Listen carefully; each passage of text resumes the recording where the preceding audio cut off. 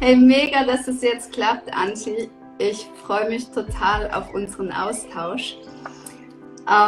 Möchtest du vielleicht gerade mal erzählen, wer du bist und wie du deinen Blog angefangen hast? Ich habe ja schon in der Story gesagt, dass ich den mega schön finde, weil du irgendwie so eine Leichtigkeit in dieses doch schwere und belastende Thema der Intoleranzen irgendwie schaffst, du das da reinzubringen.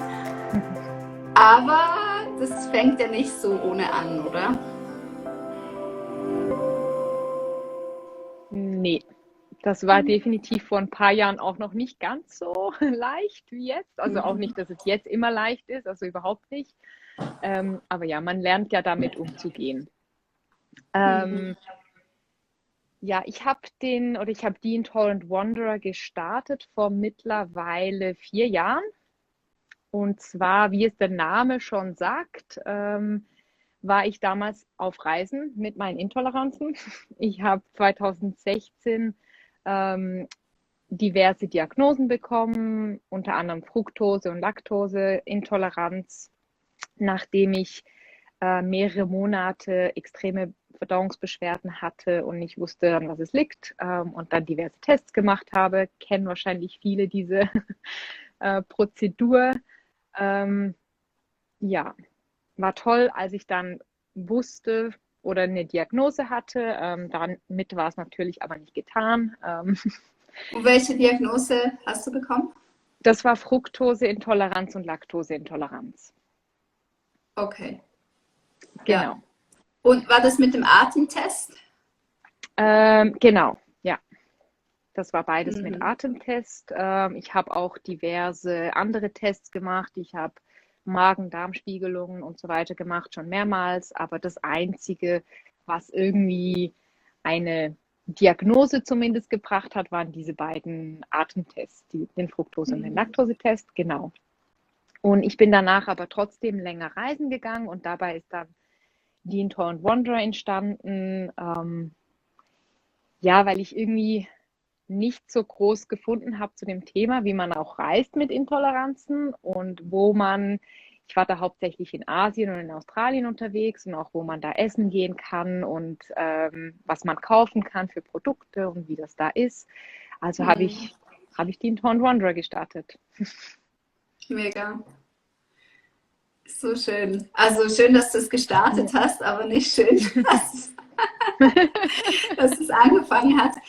Also unterdessen hast du aber auch mehrere Sachen ausprobiert, unter anderem die Foodmap Diät, gell? Genau. Das war so Was? mitunter eines der ersten eigentlich, also nicht das erste, was ich ausprobiert habe, aber so das erste, was mir auch geholfen hat. Ähm, Woran ich mich auch immer noch teilweise orientiere. Ich habe das natürlich jetzt über die Zeit, sorry, ich sitze hier draußen und mich belästigt eine Fliege. Sehr schweizerisch hier Genau. mit der Kuhflöge. Ähm, ja, genau. Also ich orientiere mich immer noch an der Low-FODMAP-Ernährung, mittlerweile aber natürlich ein bisschen angepasst, weil ja, die soll man ja auch seinen individuellen Ansprüchen anpassen.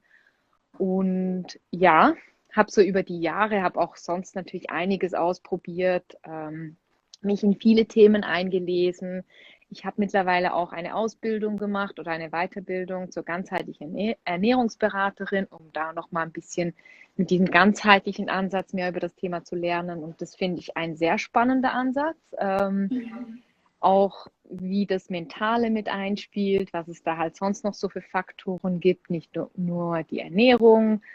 Und ja, ich habe das Gefühl, das ist auch was, wo wir uns wahrscheinlich so ein bisschen ähnlich sind, auch wie wir Krankheiten angucken, dass es halt eben nicht nur einfach eine rein körperliche Sache ist, sondern dass da meistens noch irgendwie viel mehr im Hintergrund mitspielt. Und ja, ich sage gern, jetzt bin ich auf dem auf dem Weg der Heilung. Mhm. Beschreibe ich es gerne. Ja, ich bin noch nicht, also ich habe immer noch Intoleranzen, aber ich kann schon im Vergleich zu vor ein paar Jahren, ist es eigentlich kein Vergleich mehr, weil ich kann wieder viel unbeschwerter essen, Mhm. komme viel besser damit klar, kann dadurch vielleicht auch mehr Positivität versprühen diesbezüglich. Ich versuche das Ganze positiv zu sehen und finde auch, es hat am Ende auch viel, viel Gutes gebracht, auch diese Intoleranzen. Und darauf versuche ich mich zu fokussieren. Ja, das ist eine tolle Einstellung. Wie ist denn das? Du sagst, es geht dir jetzt schon viel besser. Hast du aber noch Symptome, wo du sagst, ja, also wenn das weg wäre, das wäre schon nett. Ja, das Mühsamste halt dieser Blähbauch. Mhm. So dieses Ja, ja, Gefühl von ständig irgendwie aufgebläht zu sein. Das ist, glaube ich, noch so das letzte Überbleibsel. ja. Ja, und auch ein Zeichen, dass doch noch nicht alles stimmt. Genau. Dass er doch noch irgendwie am Kämpfen ist, der liebe Darm. Mm, Ja. ja. Ja, es ist schon krass, wie viel man sucht. Und bei mir war es ähnlich. Also es hat angefangen mit Verdauungsschwierigkeiten, entweder Durchfall oder Verstopfung. So entweder oder. Beides mega uncool. Und der Blähbauch. Ja, dass ich so dachte, ich bin im 7. Monat schwanger. Und es ist ja nicht nur so, dass es einfach, ja, dass man sich unwohl fühlt, wie es ausschaut. Es ist auch mega anstrengend. Das können Menschen, die das nicht haben, gar nicht, also die wissen das halt einfach nicht, dass die Organe wirklich zur Seite gedrückt werden. Also dass es einerseits schmerzhaft ist und andererseits kostet es einen enorm viel Energie. Also man geht nicht im vollen Energielevel durchs Leben. Man ist immer irgendwie abgeschlagen. Ich hatte auch mega den Brain Fog und den Schwindel. Kennst du das? Auf jeden Fall, ja. Also Brain Fog kenne ich sehr gut. Und auch dieses Gefühl von eben, dass man halt nicht 100% da ist, dass man nicht Ja. 100% seine Energie irgendwie ausschöpfen kann.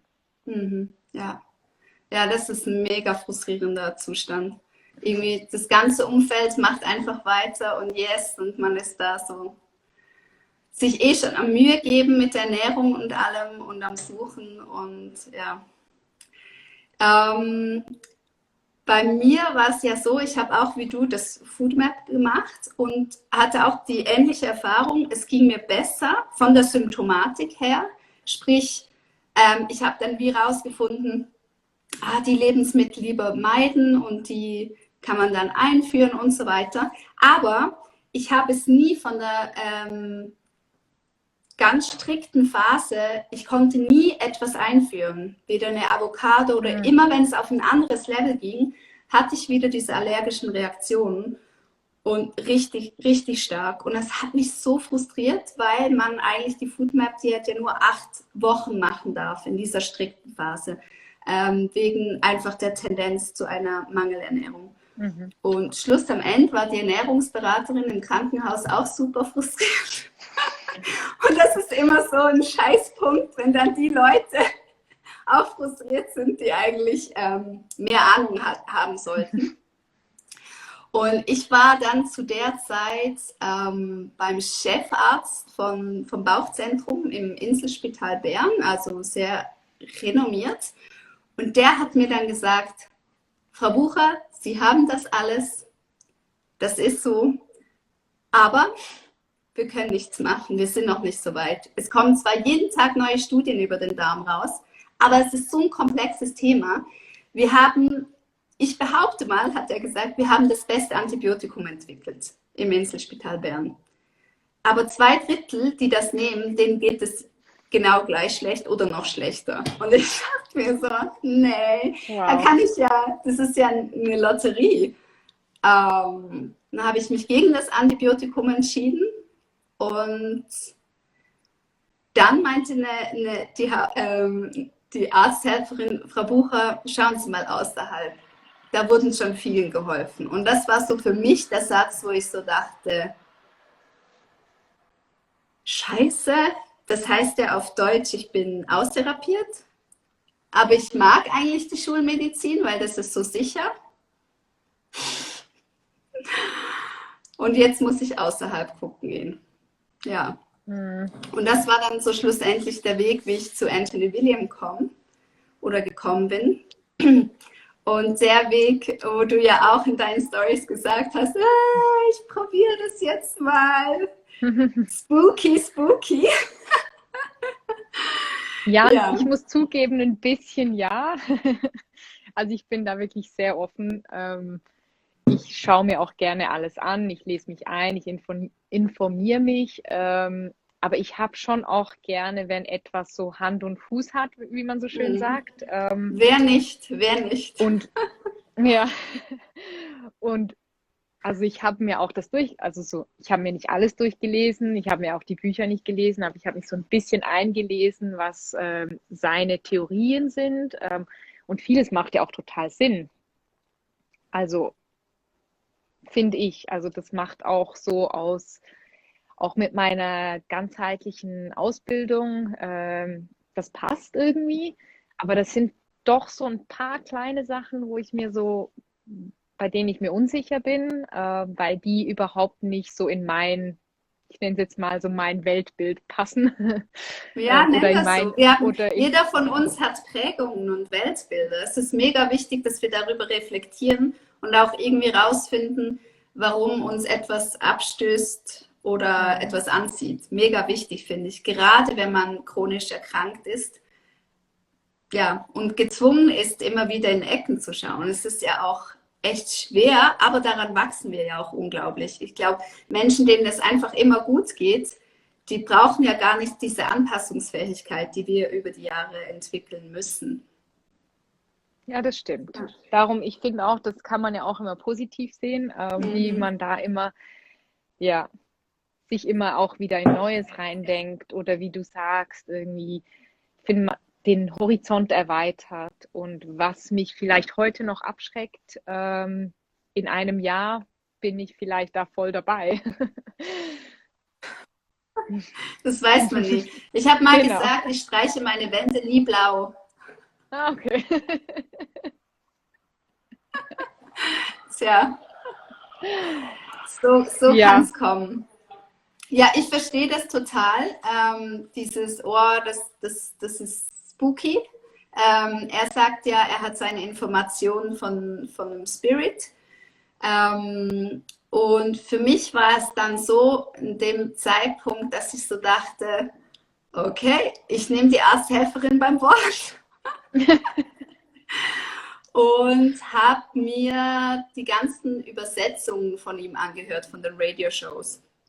Und es macht schon Sinn, dass man nicht einfach irgendwelche Zusammenfassungen liest, weil er unglaublich detailliert in die Thematik reingeht, also die Zusammenhänge der Organe und so weiter. Was für mich so war, als ich das angefangen habe zu lesen und zu hören, das ging einfach eine Welt auf, weil vorher Hm. war die Information so, ja, du hast eine Histaminunverträglichkeit, eine Sorbitintoleranz, Fructose und Salicylat. So, das waren so Diagnosen. Und wenn ich gefragt habe, ja, was ist die Ursache, dann wussten sie es nicht. Sie wissen es nicht. Und irgendwann dachte ich mir so, eigentlich scheißegal, wenn es die Schulmedizin nicht weiß und jemand kann es mir erklären, der einen Spirit hört, dann nehme ich die Informationen. Es ist mir dann egal. Und wenn es dann funktioniert, Dann umso geil, besser. dann habe ich einen Hm. Jackpot. So bin ich an die Sache ran. Und den heutigen YouTube-Kanal, den ich mache, da nehme ich ja immer seine Informationen und die neuesten Studien. Weil Studien sind ja öffentlich zugänglich. Und es ist mega cool. Also viele Sachen, die er schon in den Büchern vor ein paar Jahren hatten, kommen jetzt neue Studien dazu raus. Also es ist schon beeindruckend, Hm. wie vieles neu erforscht wird, was er aber schon vor ein paar Jahren veröffentlicht hatte. Und in den USA sind sie echt ein bisschen auch offener, gell? So Ja, das kann ich mir von der vorstellen, ja. Mentalität. Hm. Und wir Europäer so, wow, was ist das denn? Ja, genau. Ja, Ja. Ich, aber ja, meinst du, um quasi, ich finde das nämlich ein spannendes Thema, ähm, wie ich sage, ich finde ja, er hat ein paar sehr gute Ansätze und ich finde auch gerade auch Selleriesaft trinken macht für mich auch ein Stück weit Sinn. Da warum ist jetzt macht aber es für dich Sinn? wegen der Wirkung, die Sellerie hat, und Sellerie kommt ja auch in anderen Formen vor, also zum Beispiel, es wird ja auch im Ayurveda eingesetzt, in der TCM, zum Teil auch in der klassischen, also vielleicht nicht ganz klassischen Medizin, aber ich sage es jetzt mal so in der normalen Mhm. Naturheilkunde, für gewisse Beschwerden und auch für Entzündungen, und es schafft ja auch raus. Also das hat für mich Wirkungen, die für mich Sinn ergeben. Für mich ist es mehr so der Umfang, wo ich mir denke, also muss ich quasi das in dem Umfang machen, wie er jetzt das sagt? Mhm. Und muss ich das komplett annehmen Mhm. mit allen Dingen, die er sagt? Oder Mhm. geht auch so häppchenweise? Mhm. Oder ist es halt einfach so ein ganz oder gar nicht Ding? Ist es so wie, entweder ich glaube dran und dann hilft's, oder Na, ich glaube nicht. Also weißt du so, oder ja, ich also glaube, das, also ich das ist glaube ein nicht, dass mega es guter Kopfsache Punkt. ist, aber Mhm. also ich will damit nicht sagen, dass es nur dran glauben ist und dann hilft, sondern eher so, es gibt ja so dieses, entweder du musst einfach ganz mit dabei sein, Mhm. Kopf, also im Mhm. Geist und im Mhm. Körper, Mhm. um um das Gewünschte Ja, dann auch erzielen zu können. Oder ja. geht halt auch so ein bisschen, Mhm. ja, Genau. mal gucken. Also das finde ich zwei mega starke Punkte, die du ansprichst. Einmal der Punkt, muss man daran glauben? Das Spannende ist eben, wenn man die Bücher liest und wirklich die Abläufe versteht, dann geht es nicht um Glauben, sondern um Wissen. Es Mhm. heißt es so schön, die Wahrheit macht dich frei. Also sobald Mhm. du etwas weißt, dann kannst du frei entscheiden. Dann weißt du, was tut dir gut. Dann ist es nicht einfach eine Theorie oder irgendein Blogger hat gesagt oder meine Heilpraktikerin oder mein Arzt hat mir gesagt, sondern ich verstehe, warum ich diese Dinge nehme und die anderen Sachen nicht nehme, weil das diesen und diesen Effekt hat auf meinen Körper. Und ich denke, darauf gehen wir nachher auch noch ein, speziell auf den Selleriesaft, warum der so heilsam ist, bezogen auf Intoleranzen. Und die andere Sache, die du gesagt, also die du anfragst, ist, gibt man den kleinen Finger und es nimmt einem die ganze Hand rein, so ein bisschen so, oder? Ja, oder muss man halt komplett einfach direkt mit dem ganzen Körper mit rein, mit dem Kopf durch die Wand, damit es dann auch wirklich was bringt. Also ich glaube, was mega wichtig ist, und das machst du mega gut, ist, dass man in kleinen Schritten anfängt. Ähm, Es geht ja, wenn man das Ganze runterbricht, um die Entgiftung, um dem Körper zu helfen, weil der Darm zeigt, also wenn er Blähungen hat, wenn er Durchfall hat, wenn er Verstopfung hat, dass er mit der Entgiftung überfordert ist. Und um nicht mehr geht es da. Und jetzt ist halt die Frage, wie sehr ist die betroffene Person aus dem Gleichgewicht? Mhm. Und je stärker das ist, desto mehr geht man in die andere Extreme, bis die Balance da Mhm. ist. Du kannst nicht im Ungleichgewicht sein und denken, ja, ich mache da ein bisschen was. Sonst ist es extrem.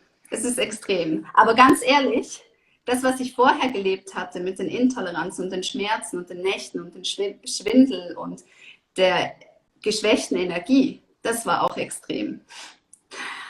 So, also ich glaube, es ist schon ein extremer Zustand. Weißt du, Mhm. was ich ein bisschen aufdecken möchte?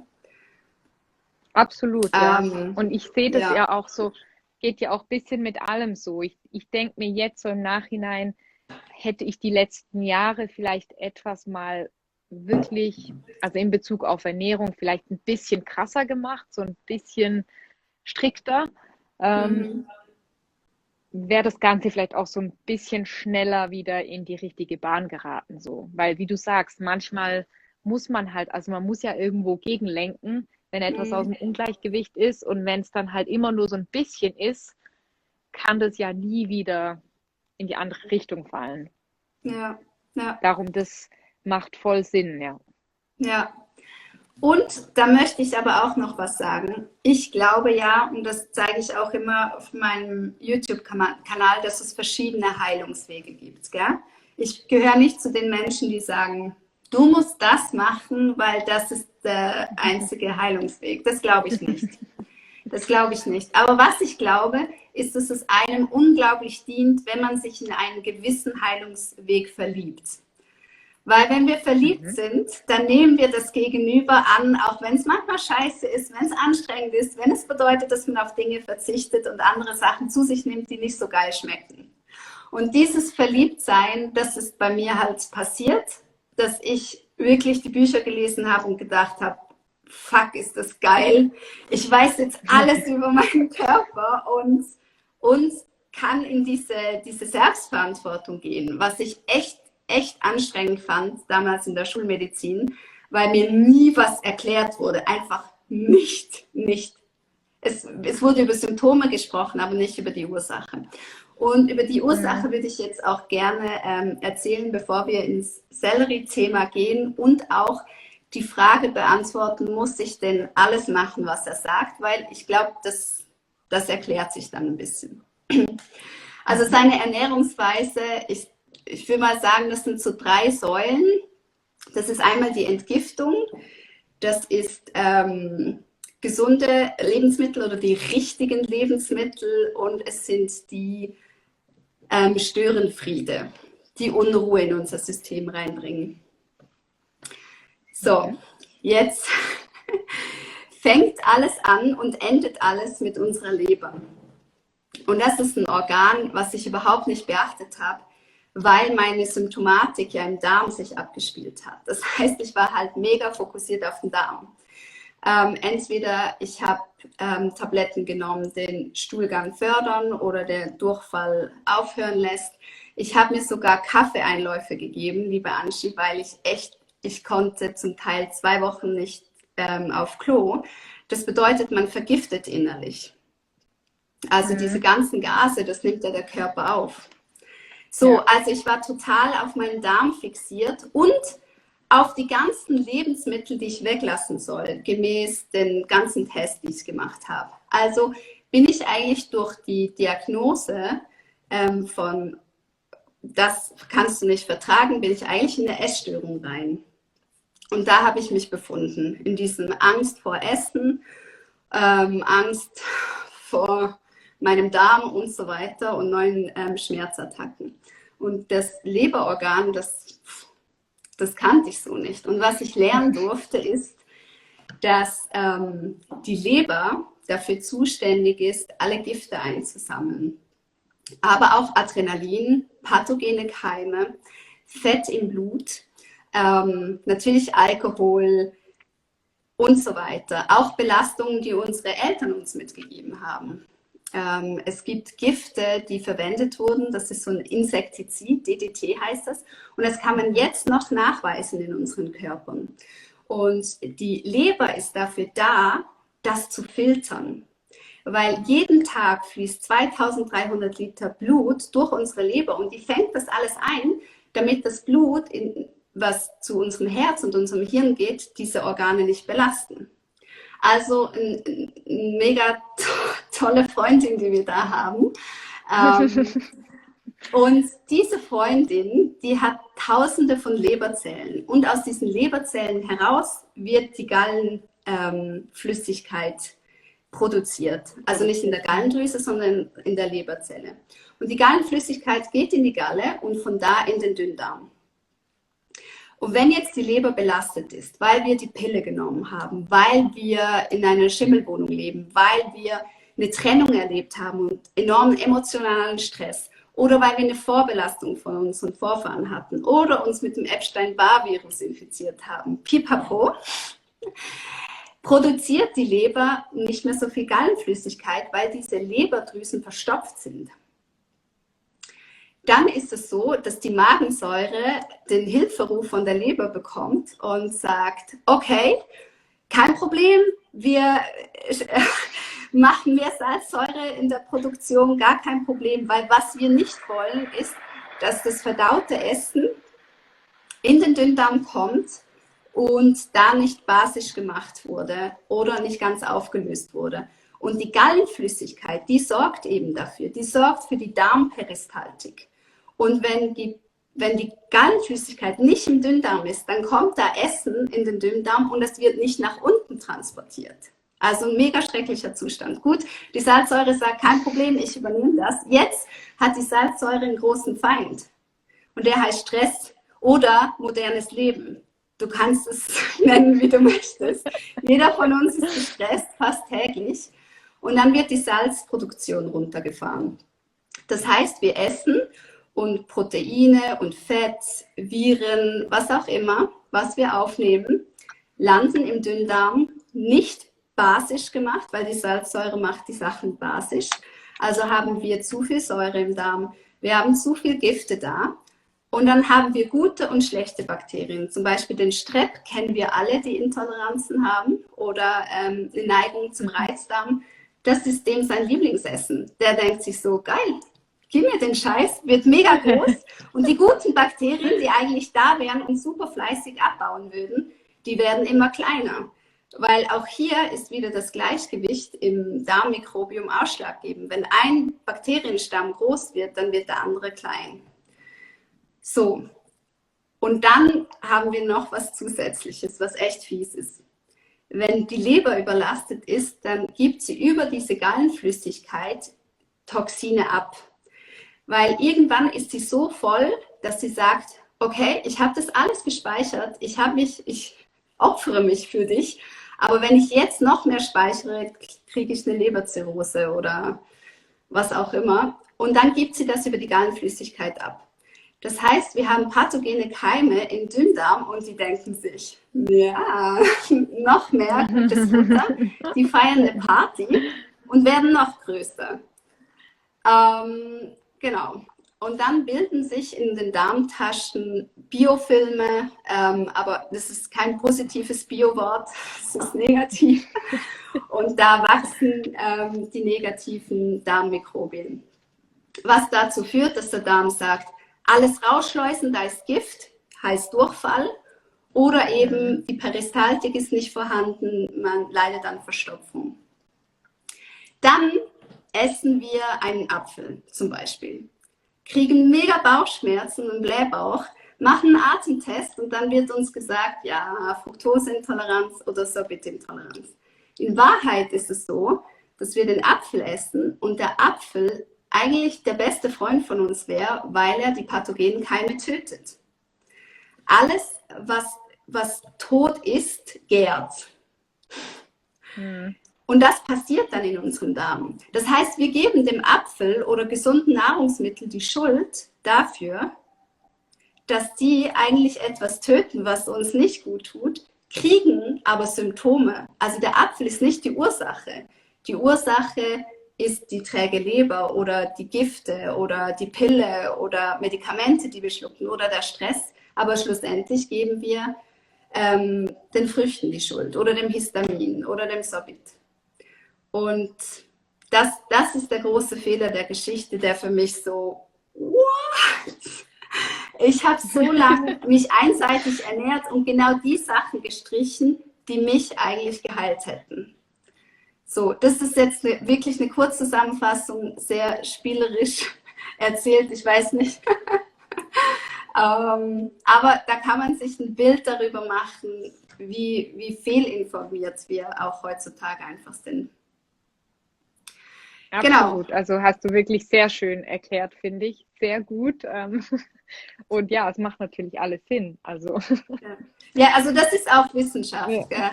Also das erklärt er in seinen Büchern, aber das sagen auch die Ärzte. Das ist nichts Neues, was mich aber auch mega überrascht, weil mir haben sie es nie erklärt. Die lieben Ärzte. Also mir auch nicht. Nee, also mir wirklich auch nicht. Ich kam da auch erst drauf, als ich mich jetzt auch selber weitergebildet habe und gelernt habe, wie eigentlich alles im Körper funktioniert und gelernt habe, meine Symptome irgendwie besser einzuschätzen, dass ich jetzt auch bei mir auch die Leber so zum Thema wurde, wo ich dachte, oh, ich glaube, ich könnte die Ursache gefunden haben. Ja. Und deswegen kam ich auch auf dieses Thema und auf dieses Thema Selleriesaft und kam so dadurch eigentlich hauptsächlich dann auch auf Anthony William und habe mich ein bisschen damit beschäftigt. Ja. Ja, genau, dann kommen wir in Richtung Selleriesaft oder deiner Frage, muss man dann dieses ganze Programm umsetzen? Was ich genial an seinem Programm finde, ist, dass es sehr leberschonend und darmschonend ist.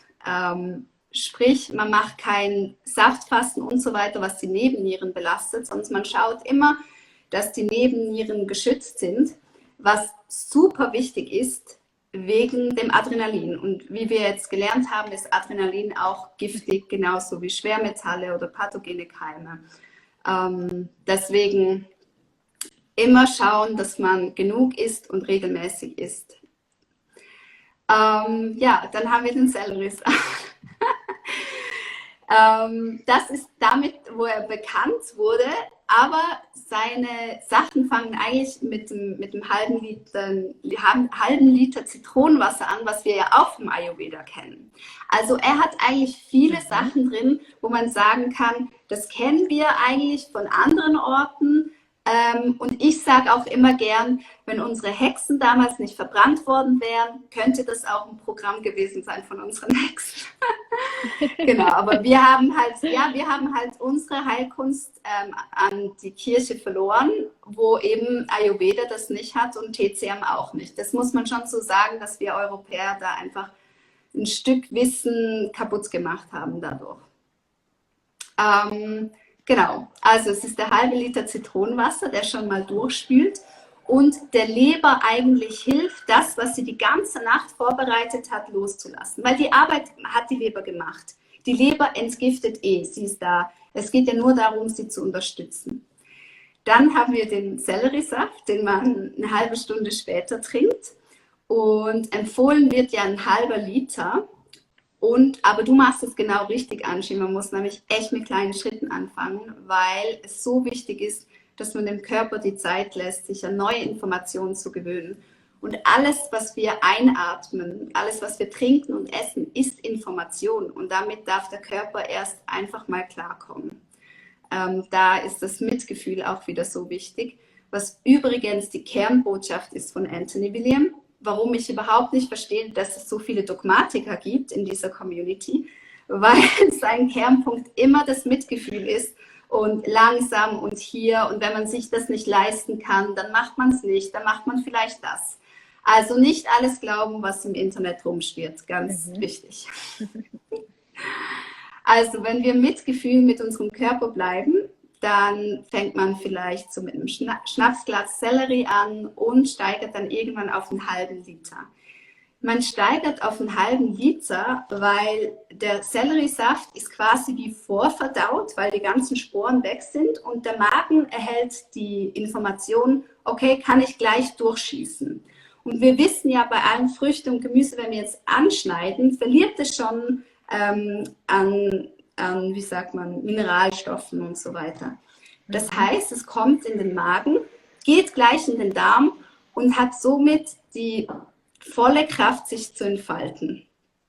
Das ist ein mega wichtiger Punkt. Und das andere ist am halben Liter, dass der wirklich vom Dünndarm in den Dickdarm und gleich ausgeschieden wird. Das heißt, er trägt so wie ein Feuerwehrschlauch, spritzt der so in diese Biofilmtaschen, die eben voller Fett sind und pathogene Keime, die da nicht hingehören, und macht wirklich so einen Frühlingsputz. Was bei Anthony William auch wichtig ist, sind Vitamin B12, Zink und Vitamin C. Wir haben ja zinkarme Böden, Vitamin B12, weil man eigentlich, also man darf ein paar Fischsorten und Fleischsorten essen, wenn man möchte, aber die meisten, die es machen, sind eigentlich vegan. Und auch da, wenn man Fleisch isst, hat man in der Regel einen B12-Mangel, weil der Darm eben die Sachen nicht mehr aufnehmen kann, weil da dieser Biofilm da ist. Also auch ganz wichtig, warum haben wir einen Nährstoffmangel? Weil der Darm einfach nicht damit arbeiten kann, weil er vollgemüllt ist. Genau. Und Vitamin C, weil die Früchte alle zu früh geerntet werden, wissen wir auch. Es ist einfach nicht mehr so viel Vitamin C drin, wie wir eigentlich benötigen. Gut, dann ist der nächste Punkt der Schwermetallentgiftungssmoothie. Und hier geht es eigentlich um das Thema Schwermetalle, die wir auch überall aufnehmen. Ob jetzt über Kosmetika, Rohre, aus denen wir das Wasser trinken, Pfannen, oder eben Belastungen von unseren Vorfahren. Auch das kann man messen lassen, ganz easy bei den Heilpraktikern. Da gibt es Messverfahren. Und dann ist man echt erstaunt, womit der Körper eigentlich arbeiten muss. Plastik zum Beispiel kann der Körper selber abtragen, aber Schwermetalle nicht. Also da müssen wir ihm einfach helfen. Aber auch da gibt es verschiedene Methoden. Bei Anthony William ist es wieder die natürliche, das heißt rein pflanzlich, nicht irgendein Mittel. Und das ist der Heavy Metal Detox Smoothie. Genau. Ein weiterer Punkt ist, was der Leber hilft, ist, wenn man den Vormittag fettfrei gestaltet. Warum? Sobald wir Fett aufnehmen, ist die Leber belastet. Das heißt, der Morgen, der so wertvoll ist für die Leber, um wirklich loszulassen und auch Vertrauen zu schaffen, und das klingt mega gaga, aber jedes unserer Organe hat gelernt, wie wir mit ihm umgehen. Es ist einfach so. Es ist wie eine normale Beziehung zu anderen Sachen. Und wenn die Leber weiß, mein Gott, die Angie, die trinkt, obwohl ich es ihr 500.000 Mal gesagt habe, trinkt sie dann doch dieses Glas Rotwein. Und ich habe ihr eigentlich gesagt mit meinen Symptomen, dass es echt Kacke ist und dass ich nicht drauf klarkomme. Dann ist die Leber eingeschüchtert, weil sie nicht weiß, was kommen kann. Sie ist ein sehr vorsichtiges Organ. Warum? Weil sie trägt die Verantwortung für dein Herz und dein Hirn. Also muss sie super vorsichtig sein. Und sie würde sich immer opfern für die anderen Organe. Und ja, deswegen ist es so, dass sie ganz vorsichtig durch Routinen lernt, ach so, die Angie meint es wirklich ernst. Es sind jetzt schon 3 Wochen vergangen und ich habe morgens kein Fett bekommen. Ich glaube, ich fange mal an, mehr Gifte loszulassen über die Gallenflüssigkeit in den Dünndarm, was ja auch mutig ist, weil eben, wie gesagt, die pathogenen Keime da warten auf das Futter und da folgen Entzündungen. Es folgen immer Entzündungsprozesse. Wenn die Leber das Gift ablässt über den Darm, folgen Entzündungsprozesse. Und das ist das, was viele Menschen auch erschrickt, wenn sie anfangen zu entgiften, weil sie dann sagen, jetzt geht es mir schlechter, jetzt habe ich einen größeren Blähbauch, jetzt habe ich noch Schmerzen im Darm. Ja, das stimmt. Das ist eine Erstverschlimmerung und das ist nicht cool. Das macht mega Angst, gerade wir, die so traumatisiert sind mit Schmerzen und immer wieder damit umgehen müssen. Das ist eine mega uncoole Geschichte, aber es geht leider nichts dran vorbei. So wie ich es gelernt habe, vielleicht gibt es bald eine Wunderpille. Ja, genau. Die Dada schreibt, du liebst sie einfach, die Leber. Ja, ja, ich habe mich tatsächlich in dieses Organ verliebt. Sie hat ja auch mein Leben gerettet. Als ich 1 Jahr alt war in Indien, bin ich an Malaria erkrankt und habe es überlebt knapp. Und das habe ich meiner Leber zu verdanken, ja. Genau, also unsere Organe zu wertschätzen. Ich glaube, das ist so ein bisschen in dem Paket Anthony William und Mitgefühl für wirklich die einzelnen Abläufe. Das kriegt man so mit. Nee, Genau. find ich voll schön, finde ich auch voll gut. Für mich ist immer so die Frage, wie fängst du dann an? Also weißt du, du hast ja jetzt auch gesagt, du hast ja auch diagnostizierte Unverträglichkeiten gehabt oder vielleicht immer noch, aber gehabt. Ja. Hast auch diese Low-FODMAP-Ernährung zum Beispiel ausprobiert. Das ist ja dann, wenn du jetzt in dieses Anthony William gehst und gerade diese, also ich meine, Zitronenwasser ist ja, das geht ja noch voll und Selleriesaft auch, wie gesagt, halt in kleinen Mengen anfangen. Aber dann, wenn es dann zu diesem Heavy Metal Detox Smoothie geht, da sind dann schon wieder Sachen drin, wo man denkt, okay, wo mache ich jetzt die Grenze? Ja. Ja. Also für mich braucht es, ich bin da ganz ehrlich, für mich braucht das extrem Mut, weil das sind, wie du Ja. sagst, also ich würde jetzt nicht sagen, dass ich direkt in einer Essstörung bin, aber das sind schon Dinge, die sich über die letzten Jahre halt im Kopf gefestigt haben. Dinge, die du denkst, die verträgst du halt nicht. Und wie stellst du das um? Also Hast du jetzt gerade bei diesem Smoothie, hast du da auch einfach in kleinen Mengen angefangen und dich da so langsam hochgearbeitet? Mhm. Oder hast du einfach komplett einfach gesagt, hey, ich probiere das jetzt aus, komme was wolle, ich gebe dem Mhm. eine Chance? Okay. Nein, nein. Ich bin mit Verstand an die Sachen gegangen. Genau, wie gesagt, ich habe von Anfang an gesagt, ich werde nicht dogmatisch, sonst ich gehe im Mitgefühl. Und das ist das, was er auch immer sagt. Und wenn man die Sachen liest, dann gibt es so einzelne Schritte. Also ich konnte nicht mal das Zitronenwasser nehmen, weil ich eine Histaminintoleranz auch noch hatte. Das Ah heißt, ja. ich habe mit Selleriesaft angefangen. Genau, und den habe ich vertragen. Es gibt auch Menschen, die vertragen den nicht. Dann können sie zum Beispiel Gurkensaft nehmen. Oder sie vertragen den Gurkensaft nicht. Dann fangen sie mit dem Zitronenwasser an. Also hier wirklich im Mitgefühl. Und ich glaube, dass wenn wir uns auf diesen Heilungsweg begeben, egal welcher das ist, dass die kleinen Schritte uns schlussendlich ans Ziel bringen. Und wenn wir uns überfordern und dann diese Ängste triggern, dann schütten wir wieder Adrenalin aus und das ist nicht gut. Also ja, tief durchatmen und der ganzen Heilung Zeit lassen. Und beim Smoothie ist es sogar so, der ist so enorm potent in seiner Entgiftungsleistung, dass ich ihn versucht hatte nach ein paar Wochen und ich hatte so einen Brain Fog. Ich bin fast zusammengebrochen. Das ging überhaupt nicht und ich habe auch gemerkt, okay, dann nicht. Ich erkläre es kurz. Da ist wilde Blaubeere drin, Banane, Orange, Koriander. Koriander ist sehr entgiftungsstark. Spiruline, Gerstengras, Saftpulver und Dulse.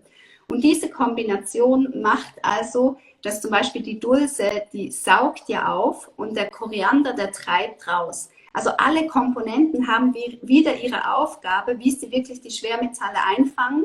Und die wilde Blaubeere zum Beispiel hilft sogar dem Hirn, weil auch im Hirn haben wir Schwermetalle, weil die eben durch den Blutkreislauf sich ablagern, ähm, wieder für Regeneration zu sorgen, gerade für unsere Nerven. Auf jeden Fall habe ich es so gemacht, dass ich dann gesagt habe, ich nehme nur die Blaubeeren, und unterdessen konnte ich dann, das war 3 Monate später, O-Saft und Banane vertragen. Und ich habe einfach die Sachen genommen. Und die haben mir schon geholfen, meinen Glukosespeicher aufzufüllen, weil man muss sagen, Glukose ist mega wichtig für die Leber. Und deswegen war das einfach so schon mal heilsam. Genau, da ist eine Frage, wo finde ich die Rezepte für die Smoothies? Genau, da habe ich auch YouTube-Videos dazu gemacht. Die findest du auf meinem Kanal, Chronisch Ehrlich. Jetzt hole ich dann die Anschi wieder rein. Ihr Internet ist gerade nicht so gut. Sie kommt bestimmt wieder. Dann beantworte ich mal noch die Fragen. Die Fabi schreibt, eignet sich AW auch für das Leaky Gut Syndrom? Genau, das Leaky Gut Syndrom, das entsteht ja, weil die Darmwände, also wenn da so viel Gift da ist der Darm ist ja auch durchlässig. Also ist ja alles mit unserem Blutkreislauf verbunden. Das heißt, wer leidet dann wieder, wenn diese Gifte in unser Blut kommen? Die Leber, weil das Blut bei der Leber vorbeigeht und die wieder alles einsammelt und dann über die Gallendrüse die Toxine wieder in den Darm gibt. Also es ist so ein unendlicher Vergiftungskreislauf. Genau, deswegen auch hier haben immer wieder Menschen gute Erfahrungen damit gemacht. Ich hoffe, dass sich die Anschi noch einloggt, sonst könnt ihr jetzt mal Fragen stellen. Genau. Wisst ihr, was ich noch sagen wollte, warum der Selleriesaft so heilsam ist? Weil er eben die Salzsäure im Magen aufpäppelt. Also er hilft, dass sie da wieder aktiv wird und sie spült auch die Leberdrüsen durch. Genau, jetzt ist sie da. Und deswegen ist der Selleriesaft so heilsam. Also nicht nur, weil er darmreinigend wirkt, sondern weil er den Leberzellen hilft, wo eben diese Gallenflüssigkeit rauskommt und aber auch der Salzsäure im Magen. Ja, irgendwie ist die immer noch nicht da. Ihr könnt Fragen stellen. Ah ja, jetzt ist sie Ja. da. Sehr gut.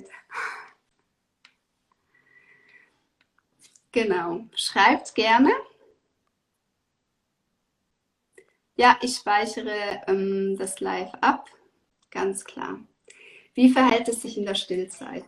Ja, dazu gibt es auch ein kurzes Kapitel bei Anthony William im Buch und er sagt, während dem Stillen auch eine super Sache. Wie gesagt, also gerade Selleriesaft, das ist ja es ist einfach ein Superkraut, aber es ist kein Medikament, wie wir es aus der Medizin kennen, was irgendwelche schlimmen Nebenwirkungen hat. Oh Mann, so schade mit dem Internet. Genau. Gerne noch andere Fragen stellen. Muss ich den Selleriesaft immer frisch entsaften oder kann ich ihn auch am Abend vorher zubereiten? Also wie bei allem Gemüse und Früchte ist es natürlich so, dass frisch immer besser ist, aber lieber am Abend vorher, wenn du es sonst nicht machst. Also lieber am Abend vorher die Vorbereitung und dafür trinkst du ihn, als eben du nimmst es dir vor am Morgen und scheiterst immer irgendwie an der Morgenroutine. Genau. Oh, es ist wieder weg.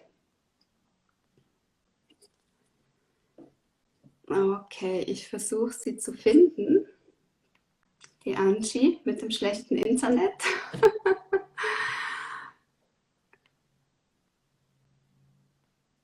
Mhm.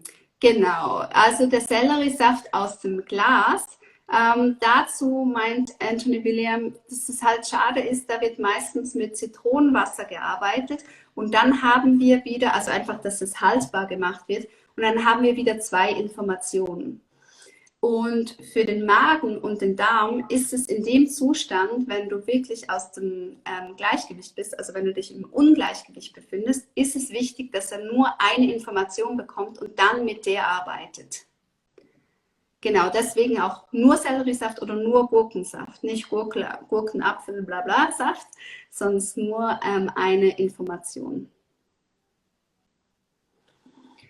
Genau, das mit dem Zitronenwasser. Das wird ja basisch umgewandelt durch die Magensäure. Also Zitronenwasser wird basisch. Wenn man natürlich eine Histaminintoleranz hat, dann kann es eben die verschiedenen Symptome auslösen. Und wie gesagt, ich habe dann darauf am Anfang noch verzichtet. Genau. Und vielleicht auch noch wichtig jetzt zu sagen, ist, dass ich das wirklich monatelang gemacht habe. Ich bin jetzt seit 2,5 Jahren dran.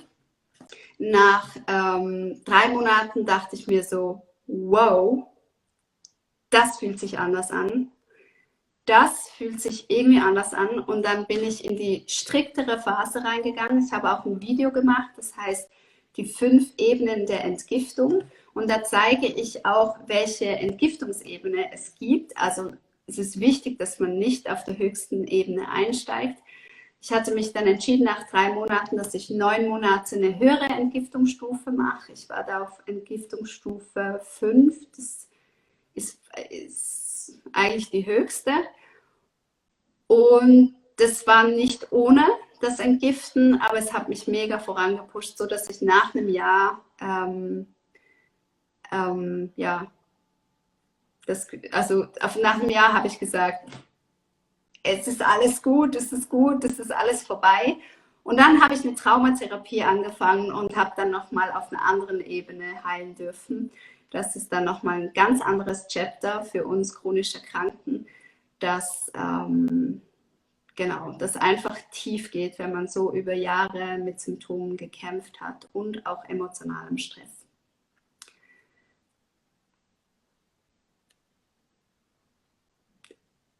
Ja, das ist echt komisch. Die Angie schreibt, dass sie sich nicht mehr verbinden kann. Das ist mega schade. Die Zeit ist auch bald rum. Ähm, die Jana schreibt noch, wie viel Milliliter Selleriesaft sollte man beginnen? Mit wie viel? Ich bin nicht so der Zahlenmensch. Ich habe immer gesagt, vielleicht fängt du mit einem Schnapsglas an und dann steigert ihr einfach vielleicht so alle 3 Tage, könnt ihr es ja verdoppeln und dann einfach immer beobachten, wie geht es, aber auch annehmen, wenn er aufräumt. Wie gesagt, aufräumen, das ist anstrengend. Wenn pathogene Keime sterben, das spürt man. Genau. Aber ich habe mir selbst immer gesagt, es ist nicht schlimmer als die Odyssee, die ich bisher durchgemacht habe. Das kommt gut. Aber ich habe auch oft geweint. Ich war auch oft frustriert. Ich habe mich auch oft selbst bemitleidet, weil es einfach unfair ist, wenn man so etwas bekommt. Ich meine, man hat sich das nicht ausgesucht. Und ich denke, das gehört zum Heilen auch dazu, dass man ja, weint und mal frustriert ist und alles mal scheiße findet. Und gerade heute in der Wissenschaft weiß man, wie krass unser Darm mit unserem Hirn verbunden ist. Das heißt, also wenn wir entgiften, findet auch immer eine emotionale Entgiftung statt. Und die Leber hat ja auch das Wutthema, also da speichert sich auch viel Wut. Und auch hier, genau, gibt es einfach Phasen, die man spüren darf, wo man im Mitgefühl mit sich selber sein darf und die Dinge so annehmen lernt, wie sie sind und hinhört. Genau, Selbstannahme und Selbstliebe. Ja.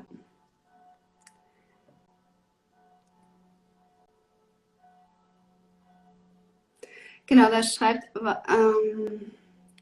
ernähre mich schon seit 2 Jahren nach Anthony William und bin begeistert. Einzig, was ich anders mache, dass ich vormittags außer Zitronensaft Wasser nicht esse, also nüchtern bin und Sport mache. Dann erst um ca. 12 Uhr trinke ich meinen Selleriesaft. Genau, also das könnte halt für deine Nebennieren sehr anstrengend sein. Und wenn das eben anstrengend wird für die Nebenniere, was höchstwahrscheinlich so ist bei dieser Zeit und mit Sport, dann schüttest du Adrenalin aus. Genau. Da wäre halt die Frage, warum das so gemacht wird. Genau.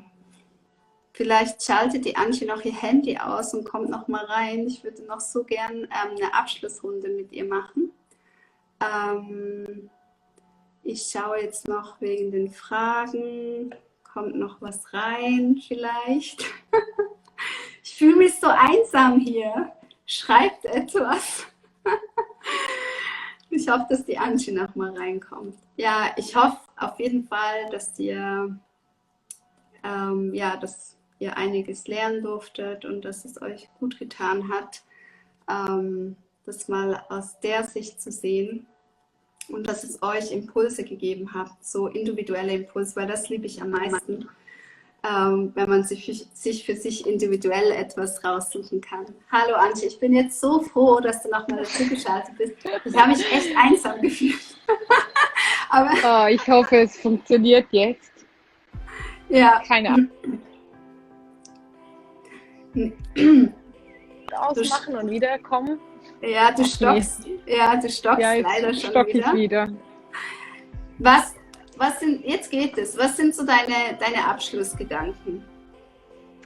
Ich habe jetzt leider selbst einen großen Teil verpasst, was ich sehr finde, aber du speicherst es ja, glaube ich, nachher. Dann kann ich mir das noch angucken. Ja. Nee, wieder gestockt, ja. Ja.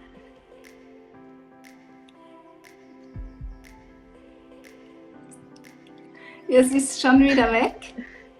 Jetzt ist sie wieder da. Angie, es war aber so schön. Das war so schön und ich finde das so cool, dass du auch so kritische Fragen gestellt hast und dass du trotzdem irgendwie aus deiner Komfortzone rauskommst, weil ich glaube, man kann nur etwas dazu gewinnen. Auch wenn es für einen dann nicht der Weg ist, hat man was Neues kennengelernt. Und ich bin mega gespannt, wo dich dieser Weg hinführen wird. Ja, sorry, ich höre nur die Hälfte. Ja. Du wirst es dir nachher anschauen. Ich will es mir nachher angucken. Liebe Anzi, ja, ich wünsche dir einen wundervollen Abend und alle, die dabei waren, vielen, vielen herzlichen Dank. Wir werden das Interview auch auf YouTube laden, auf den YouTube-Kanal und dann noch ein bisschen zusammenschneiden. Genau. Ich wünsche euch einen wundervollen Abend. Bis zum nächsten Mal. Ciao.